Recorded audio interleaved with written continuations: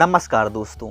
जैसा कि जब भारत आज़ाद हुआ या स्वतंत्र हुआ, उसके बाद सबसे बड़ा प्रश्न खड़ा हुआ कि आखिर राज्यों को किस आधार पर बांटा जाए, भाषा के आधार पर बांटा जाए या किसी अन्य आधार पर बांटा जाए। जैसा कि स्वतंत्र भारत के राज्यों को बांटने के लिए ही कुछ प्रमुख आयोग का गठन किया गया, जिस पर ही आज बात करने वाले हैं। जैसा कि आपने एसके धर आयोग 1948 इलाहाबाद का नाम तो सुना ही होगा।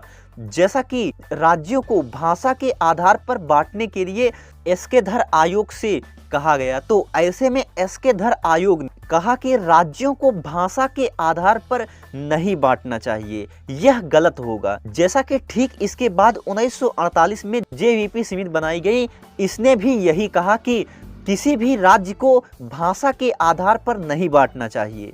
लेकिन फिर भी माहौल ऐसा बना कि 1 अक्टूबर 1953 को आंध्र प्रदेश को भाषाई आधार पर भारत का पहला राज्य बनाया गया।